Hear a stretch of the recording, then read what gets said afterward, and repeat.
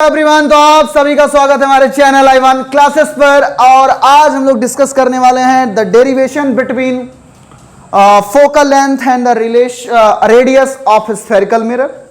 इसका डेरिवेशन करेंगे। इसके पहले हमने डेरिवेशन कर लिया था 1/f बराबर 1/v प्लस 1/u। आज करने वाले हैं focal length is equal to radius of curvature by 2। इसका डेरिवेशन करने वाले हैं हम उल्टा डेरिवेशन करें, पर कुछ भी ठीक है। आइए भाई साहब स्टार्ट करते हैं। Relationship between focal length and radius of curvature. ये रही आज का टॉपिक का नाम और ये हम डिस्कस करने वाले हैं भाई साहब। आइए बहुत ध्यान से, सेम काम करेंगे। कॉनकेव मिरर के लिए करेंगे, कॉन्वेक्स के लिए ट्राई करना, और नहीं आएगा बताना, हम उसको भी बताएंगे, कोई दिक्कत की बात नहीं, ठीक है। आइए भाई साहब देखिए, तो हम फिर से क्या कर रहे हैं, हमने बना लिया भाई साहब एक कॉनकेव मिरर। अच्छा, इस टॉपिक पे चले उससे पहले हम तुम लोग से एक चीज डिस्कस करना चाहते हैं। एक बात बताओ, हमने तुम लोग से कहा था कि यार जो मिरर होगा क्या इतना बड़ा रियल में होगा? नहीं होगा। क्या अभी मिरर तो है नहीं, बना देते हैं, वरना कुछ लोग कहेंगे बताइए कौन सा मास्टर है बिना मिरर बना लिया। हाँ, ये मिरर है, क्या इतना बड़ा कॉनकेव मिरर होगा? मैंने क्या कहा, कॉनकेव मिरर हो चाहे कॉन्वेक्स मिरर, दोनों मिरर बहुत ही पतले और बहुत ही छोटे होने वाले हैं। नहीं याद है? हमने कहा था मिरर जो लिया जाएगा वो कैसा मिरर होगा? थिन मिरर होगा। कैसा मिरर होगा? याद आया कि नहीं है? कैसा मिरर होगा? थिन मिरर होगा। कैसा? आई बात समझ में कि नहीं? मिरर कैसा होने वाला? बहुत ही थिन, बहुत ही पतला मिरर होने वाला है। और पतला होगा मतलब कैसे? जैसे आप करो, किससे मिरर बना था? एक स्फेरिकल से बना था कि नहीं बना था? देखो भैया ऐसे ही तो बना था। देखो देखो देखो देखो, अब सोचो, अरे स्फेरिकल मिरर मतलब क्या? स्फेयर से ही मिरर बनना ना। अच्छा, यहां से अगर हम कट कर दें, देखो अगर हमने यहां से कट किया तो ये जो पार्ट इधर वाला तुम्हें दिख रहा है, ये कैसा मिरर दिख रहा है? कॉनकेव दिख रहा है ना? दिख रहा है कि नहीं दिख रहा? कॉनकेव दिख रहा है ना? कोई दिक्कत? अच्छा, आप सुनो, अगर मैं यहां से कर दूं, अभी इतना गैप दिख रहा है, इतना बड़ा मिरर दिख रहा है, अगर मैं बहुत ही छोटा मिरर बना लूं, क्या तुम्हें नहीं लग रहा है ये दोनों पॉइंट ऐसे हो गए हैं जैसे लग रहा है एक साथ आ चुके हैं? मतलब अगर और छोटा करेंगे तो ये एक दूसरे पे देखो ओवरलैप करने वाला। देखो यहां पर ओवरलैप कर भी गए। आई बात समझ में कि नहीं है? आ गई कि नहीं है? कब? जब मिरर बहुत ही छोटा। पर यार अगर इतना छोटा मिरर मैं बना दूंगा, क्या तुम लोग समझ पाओगे तब और चीजें? तो हम मिरर को क्या बनाएंगे? बड़ा। पर अपनी कंडीशन में क्या लिखेंगे? मिरर बहुत ही। आई बात समझ में कि नहीं है? फिर से बोल रहा हूं, अगर मैं पहले ही मिरर को बहुत छोटा बना के चलूंगा, यू गाइस डिडंट अंडरस्टैंड, तुम लोग समझ नहीं पाओगे और सारी चीजें। तो हम क्या करेंगे? हमारे लिए इंपॉर्टेंट क्या है? मिरर छोटा होना या चीजों को समझना? पहले चीजों को समझना, फिर तो इसको एक्सेप्ट कर ही लेंगे कि मिरर हमारा क्या है? बहुत ही छोटा है। तो पहले हम क्या करेंगे? मिरर को बहुत ही छोटा, मिरर को हम अपने अकॉर्डिंग दिखाएंगे जितने में हम समझ सकें। उसके बाद हम लोग स्टार्ट करेंगे क्या? बाद में लिख देंगे कि our mirror is too small, so these 2 point are coincidence to each. आई बात समझ में कि नहीं आई? नहीं आई बात समझ में? आई कि नहीं आई? अच्छा, ये कैसे कॉन्सिडेंट कर रहे हैं इसको भी हम और बता देते हैं, थोड़ा सा और डिटेल डिस्कस कर देते हैं, फिर चलेंगे भाई साहब एकदम उस पॉइंट पर। देखिए, ये सब बहुत जरूरी है, वरना आगे की चीजें समझ में नहीं आएंगे। वहीं लिख देंगे अगर कि और mirror is too small so this point. अच्छा सुनो, बहुत आएगा नहीं, उड़ जाएगा। देखो, अगर ये बहुत ही बड़ा रहा, ये प्रिंसिपल एक्सिस हो गया, ये पोल है। बहुत ध्यान से मेरी बात को सुनना। अगर यहां से लाइट जा रही है कि नहीं जा रही? अच्छा, मैंने कहा था ये लाइट रेस कैसी होने वाली है? पैराक्सियल का मतलब क्या होता है? प्रिंसिपल एक्सिस के बहुत ही पास, close enough to principal axis. तो भाई साहब बहुत ही पास, क्या इतना दूर का लाइन बनाना सही है? जी नहीं, गलत है। बहुत ही पास मतलब इतना। अच्छा, अब बहुत ध्यान सुनना, अगर ये स्ट्राइक यहां पर बेटा की है, बहुत ही बुद्धि लगा के सुनना, अगर ये स्ट्राइक की है ना, और हमारा मिरर तो भी बहुत बड़ा है ना, पर अगर हमारा मिरर ही इतने साइज का बन जाए, इतने साइज का हमारा एक मिरर है, ऐसे कुछ हमारा एक मिरर बन गया इतने साइज का, अब बताओ इसका पोल यहां पर है कि नहीं है? है कि नहीं है? अगर इसके प्रिंसिपल एक्सिस के पास चलने का मतलब क्या है? ऐसा तुम्हें नहीं लग रहा है ये जो डी पॉइंट है और ये जो पी पॉइंट है, दोनों एक दूसरे को कोइंसाइड नहीं करने वाले हैं? आई बात समझ में कि नहीं? यानी कि क्या, लाइट जहां स्ट्राइक कर रही है वो पॉइंट और पोल एक दूसरे को क्या करेगा? कोइंसाइड करेगा। क्या करेगा? लाइट जहां स्ट्राइक करेगी on the mirror and that, और कौन सा पॉइंट? पोल, वो दोनों क्या करेंगे? एक दूसरे को। इसी कॉन्सेप्ट का यूज हम आगे करने वाले हैं।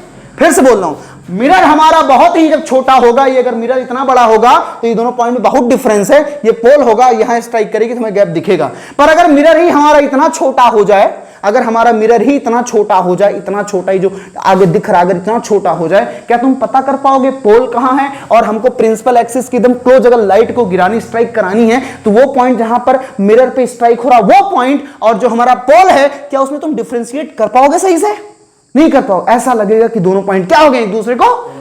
बस इसी कॉन्सेप्ट का यूज करने वाले हैं, बाकी तो सब मैथमेटिक्स है, फिजिक्स यही है कि दोनों एक दूसरे को कोइंसाइड कर देंगे, बस इतनी फिजिक्स है। आओ दिखाते हैं, सब कुछ मैथमेटिक्स है। आइए भाई साहब। हाँ तो भाई साहब कहानी है, याद देखिए, हमारा है कॉनकेव मिरर। मिरर हम क्या बनाएंगे? बड़ा। ये क्या है भैया? पोल है। ई क्या है? फोकस है। ई क्या है भैया? सेंटर है। प्रिंसिपल एक्सिस के पैरेलल चलने वाली light after reflection they will go from focus. हमारा फोकस हिल गया भैया, हमारा नहीं, सॉरी, मिरर का फोकस। हाँ, आई बात समझ में कि नहीं आई? कोई समस्या? अच्छा एक बात याद करो, अच्छा सोचो जरा, तुम्हें फोकस और रेडियस का रिलेशन चाहिए, क्या तुम्हें 4-5 लाइन और बनाने की कोई जरूरत है क्या? भाई तुम्हें फोकस मिल गया, भाई फोकल लेंथ तुम्हें मिल गया पीएफ, और रेडियस तुम्हें पता सीपी, क्या जरूरत है 4-5 लाइन? तो अब इसमें 25 डायग्राम नहीं बनाने वाले हैं, बट यहां पर रिफ्लेक्शन रेज के लिए ऐसे कर देना, वरना भाई नंबर तो भाई कटेगा। आई बात समझ में? ये रेज ऐसे दिखती चाहिए। आगे सुनो, तुम्हें क्या पता है भैया? ये बात तो पता ही होगी ना बेटा कि ये जो होने वाला है, ये एंगल और ये एंगल क्या होगा? क्या मैं इसको थीटा और इसको भी थीटा मान लूं? क्यों होगा? लॉ ऑफ, इसको मैं यहां पे इसको मान ले रहा हूं बी, इसको मान ले रहा हूं सी, और एक मिनट, सी तो ये है, इसको मान ले रहा हूं मैं डी। क्या मान ले रहा हूं? चले भाई सब, इसको हमने मान लिया डी। आई बात समझ में? और ये एफ है। अच्छा बहुत ध्यान सुनना, मैं यहां पर लिख रहा हूं, यहां पर लिख रहा हूं एंगल बी डी सी बराबर सी डी एफ। क्यों होगा भैया? लॉ ऑफ रिफ्लेक्शन से ये बराबर होएगा। This is due to law of reflection. आगे सुनिए भैया। और अच्छा एक चीज और सुनो, क्या ये दोनों लाइन तुम्हें पैरेलल नहीं दिख रही है, प्रिंसिपल एक्सिस और ये बीडी? क्या तुम्हें भाई ये नहीं पता है कि ये जो लाइट है ये प्रिंसिपल एक्सिस के पैरेलल ही तो आई है? मतलब बीडी और जो प्रिंसिपल एक्सिस सीपी है, ये कैसे हो गए हैं? कैसे हो गए हैं? और ये कैसी लाइट दिख रही है? ट्रांसवर्सल। तो अगर ये थीटा है तो ये भी थीटा होएगा कि नहीं होएगा? मतलब यहां पर लिख रहा हूं एंगल बीडीसी, एंगल बीडीसी ये थीटा इसके बराबर होगा किसके? DC, angle DCF. क्यों बराबर हुआ बेटा? Alternate angle. कैसे बराबर हुआ? Alternate angle. हाँ भाई साहब दिख रहा है? इतना नहीं दिख रहा था। चलो भाई साहब, हो गया कि नहीं हो गया? इसको मान लेते हैं इक्वेशन 1, इसको मान लेते हैं इक्वेशन 2। अच्छा चीज और, जब लिखोगे तो इतना लिखना, consider it is our concave mirror and this is a rays that is parallel to principal axis striking on mirror and after reflection this will go from focus. ये सारी कहानियां लिख देना जो मैं बोल रहा हूं। आई बात समझ में कि नहीं आई? है ना? वैसे तुम्हारे पेपर में डेरिवेशन तो पूछा नहीं आता, पर नॉलेज के लिए बहुत ही जरूरी है। पर कहीं अगर मान लो लिखने को आ जाए तो तुम्हें राइटिंग स्किल तुम्हारी अच्छी होनी चाहिए। आइए भाई साहब, बीडीसी बराबर सीडीएफ, बीडीसी और सीडीसीएफ। इक्वेशन 1-2 से क्या पता चल रहा है? सीडीएफ बराबर, अरे बीडीसी इधर भी है, बीडीसी इधर भी है। हाँ बीडीसी विधायक की चुनाव वाली बात नहीं कर रहा हूं। हाँ बीडीसी ये मैं कर रहा हूं, इधर भी बीडीसी है, इधर भी है। तो अगर ये लेफ्ट हैंड साइड बराबर है, क्या राइट हैंड साइड बराबर होएगा कि नहीं होएगा? हाँ तो चलिए, from equation first and second क्या हो जाएगा? एंगल CDF बराबर एंगल DCF। देखो CDF बराबर किसके हो गया? आई बात समझ में कि नहीं आई? आई बात समझ में कि नहीं है? CDF बराबर किसके हो गया? DC। देखो CDF ये वाला एंगल किसके बराबर हो गया? DCF। देखो ये दोनों बराबर हैं कि नहीं है? देखो दिख भी रहा बराबर है कि नहीं है? अच्छा अगर गौर करो, तुम्हें ये दोनों एंगल किस ट्रायंगल में नजर आ रहे हैं बेटा? CDF ट्रायंगल में तो नजर आ रहे हैं। आ रहे कि नहीं आ रहे? तो यहां पर जरा गौर करो, इन ट्रायंगल CDF। बहुत ध्यान सुनना बेटा, अगर ये दोनों एंगल बराबर है, किसी एक ट्रायंगल में अगर दो एंगल बराबर हो जाएं तो कौन सा ट्रायंगल हो जाता है? कौन सा? आइसो। बहुत बढ़िया, तो इसको ऐसे लिख देता हूं, फ्रॉम एबव, फ्रॉम, बकैती ना करो निखिल बेटा, from above, from above, from above it is clear that, from above it is clear that triangle CDF, CDF, triangle CDF is an isosceles triangle. कुछ लोग के दिमाग में ही आ रहा होगा भैया कि आइसोसेलेस तो होता है जौने के दो साइड बराबर हों, तो चाहे दो साइड बराबर हो तब भी आइसोसेलेस, और चाहे दो एंगल बराबर कर दो तब भी आइसोसेलेस होगा। कैसे हो जाएगा आओ बता ही देते हैं बेटा। अगर दो साइड याद करो, जो साइड वाला याद करो, तो अगर ये दो एंगल बराबर हैं तो याद करो एक थ्योरम पढ़े थे कि नहीं पढ़े थे, सेम एंगल के सामने वाली साइड क्या होती है? सेम होती है। ये देखो ये बराबर है कि नहीं बराबर है, तो इसके सामने कौन सी साइड ये और इसके सामने कौन साइड ये, क्या ये दोनों साइड बराबर हो गई कि नहीं हो गई? और जब दो साइड बराबर हो जाती है तो दोनों एंगल कैसे हो जाते हैं? दोनों ट्रायंगल कैसे हो जाते हैं? आइसोसेलेस। तो बताइए, सॉरी वो ट्रायंगल कैसा हो जाता है? आइसोसेलेस। बताइए क्या हो गया? CF बराबर क्या हो गया? DF। क्या हो? CF बराबर, देख पा रहे हो नहीं देख पा रहे हो? सो CF बराबर DF। बुद्धि लगाने वाला काम अब करना, बहुत ध्यान सोचना, क्या D और P आपस में बराबर होंगे कि नहीं? कौन साइड करेंगे कि नहीं करेंगे? अभी शुरू का कॉन्सेप्ट मेरा क्या था? जहां पर लाइट स्ट्राइक करेगी वो पॉइंट और वो पोल एक दूसरे को क्या कर जाएगा? अरे भाई मिरर जब छोटा होगा तो मिरर इसके बराबर, अरे इतना बड़ा हो गया मिरर, मान लो मिरर इतना बड़ा हो गया, ऐसे बड़ा, इतना बड़ा मिरर हो गया। अब बताओ, और close enough to principal axis light रहनी चाहिए, मतलब इसे कुछ आएगी लाइट रेंज। अब बताओ क्या ये दोनों पॉइंट बराबर दिख रहे हैं कि नहीं दिख रहे हैं? बोलिए। तो यहां पर लिख रहा हूं, इसको इरेज करके यहां पर लिखता हूं भाई साहब, एक मिनट, हाँ इसको लिखता हूं, our mirror is too small, our mirror is too small, बहुत ही छोटा है। अच्छा, मिरर के छोटा होने का मतलब तुम अपर्चर को छोटा होना भी लिख सकते। कुछ किताबों में मिरर नहीं लिखा रहता, कुछ किताबों में लिखा रहता है अपर्चर बहुत छोटा है, तो अपर्चर से घबरा, अरे भाई मिररबा छोटा होगा अपर्चरबा का बड़ा होगा का भैया? बताइए बताइए, अगर तुम्हारा मिरर इतना बड़ा है तो अपर्चर कितना बड़ा है? इतना बड़ा, और तुम्हारा मिरर इतना बड़ा है तो अपर्चर कितना बड़ा है? अरे बोलिए, नहीं आ समझ में? आ रहा समझ में कि नहीं आ रहा? चलिए आगे चलते हैं। Our mirror is too small, हमारा मिरर बहुत ही छोटा है। सो पॉइंट D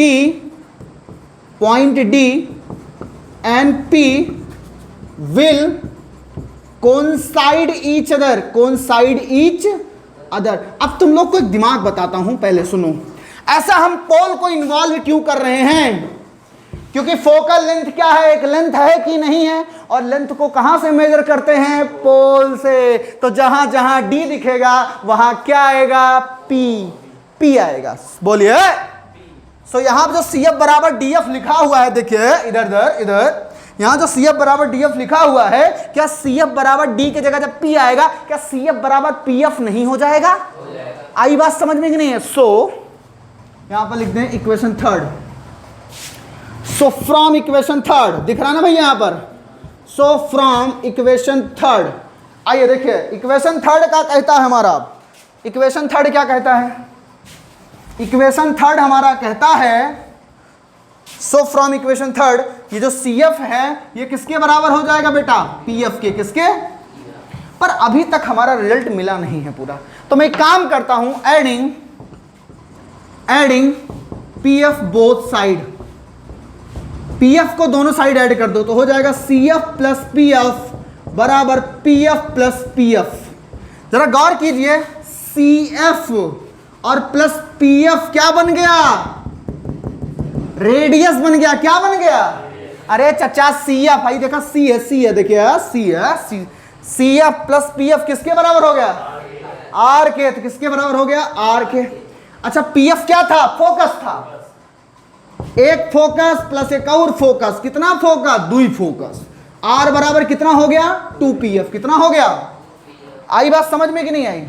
अरे सॉरी 2F, सॉरी, ये प्लस F, ये कितना हो गया? 2। और तुम्हें रिलेशन क्या निकालना था? F बराबर R/2। तो अब नजर आ रहा है कि नहीं आ रहा है? F बराबर कितना हो गया? R/2।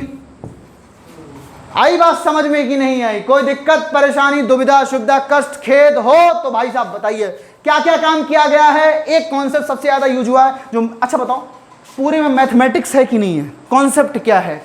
मिरर हमारा बहुत ही, बस यही तो मेन कॉन्सेप्ट था। फिर से बोल रहा हूं, जब हमारा मिरर बहुत ही छोटा होगा, जब हमारा मिरर बहुत ही छोटा होगा तो उस केस में जहां लाइट स्ट्राइक कर रही है वो पॉइंट और पोल दोनों एक दूसरे को कोइंसाइड कर जाएंगे, एक दूसरे पे ओवरलैप कर जाएंगे। तो जहां जहां डी था वहां वहां क्या पुट किया? पी पुट कर दिया। और पहले क्या लगाया था? Law of reflection. याद करो स्फेरिकल मिरर का लॉ ऑफ रिफ्लेक्शन। जिसको नहीं समझ में आएगा उसको यही नहीं बराबर आएगा, थीटा थीटा बराबर कैसे हो गए?